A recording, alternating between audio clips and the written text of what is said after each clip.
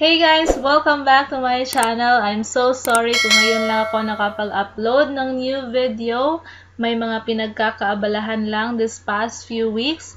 But now, I'm back for another video tutorial, and our topic for today is about how to add baggage in Airasia and how to use Gcash as your payment method.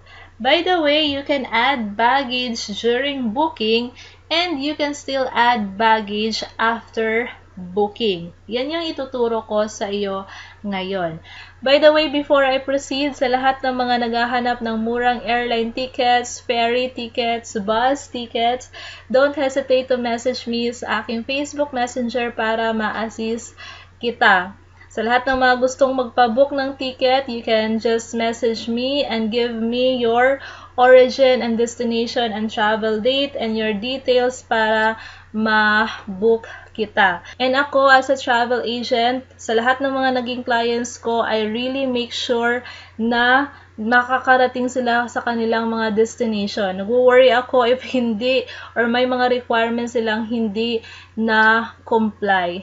And sa lahat ng mga naging clients ko din, lalong-lalo na if nag-require ng SPAS yung mga destination LGU, ako na po yung gumagawa nun para sa kanila. Ako na yung gumagawa or nag-register ng account para sa client ko, ako na yung nag-apply. Yung gagawin nila ay mag-comply kung example, merong mga swab test na kailangan. So, magpapaswab sila and then ibibigay nila sa akin yung result and ako na yung mag-upload sa SPAS. So, ibibigay ko na lang sa kanila yung approved travel permit.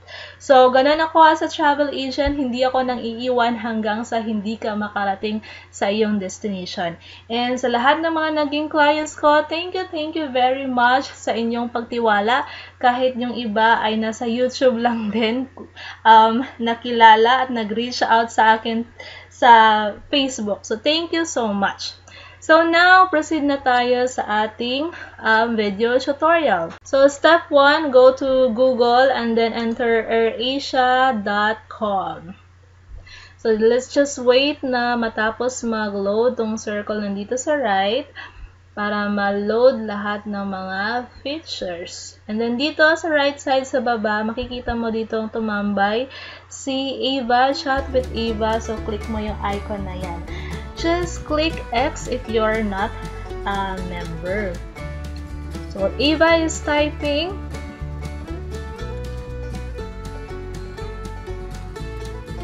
I'm Ava Airasia Virtual All-Star. And then choose flights.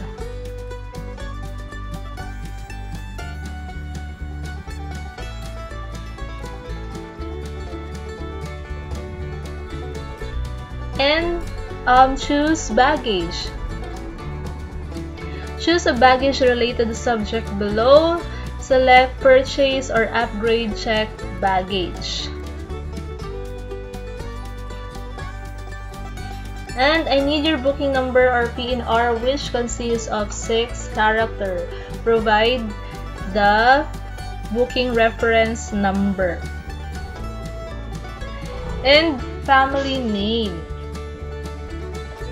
If maraming guests sa isang ticket, i-provide nyo yung isang family name lang. Pumili lang kayo kung sino doon.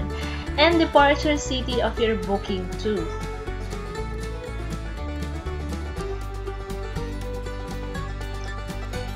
Please wait while I'm verifying the details for you.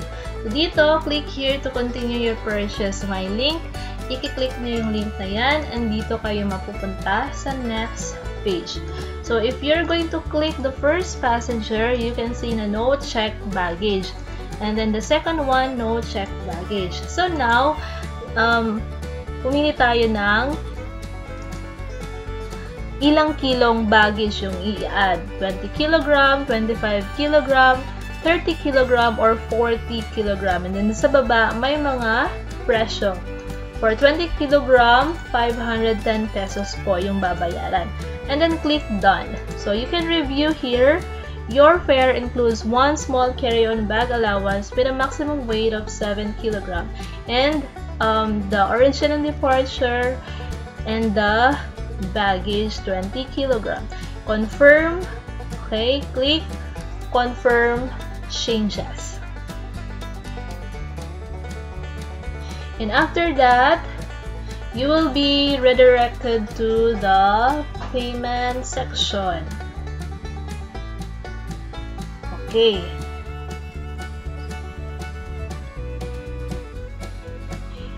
You can pay with your credit or debit card, internet banking via Dragon Pay, wallet, Gcash lang yung nandito, or you can also pay Union. So for this one, we will be using Gcash, and click confirm changes and pay.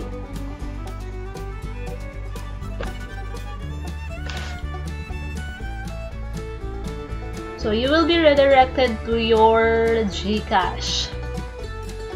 Hang in there and log in to pay with Gcash. Enter your mobile number.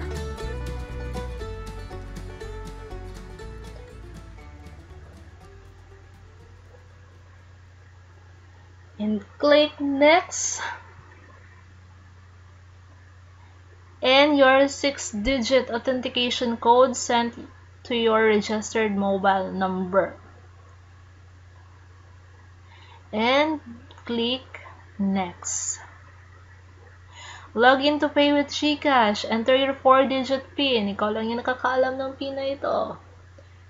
And next. So review the details. Pay with Gcash. You're about to pay 510. And review to ensure that the details are correct before you proceed. And if everything is correct, then click pay 510. Alright, so it's now processing. Success, you are being redirected. We'll just wait here.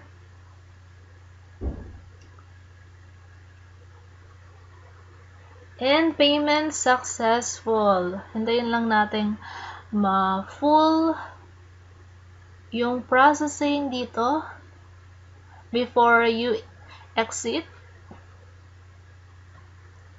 And you can check if na-add talaga. So, wala siya dito sa Manage Booking. You can click Itinerary.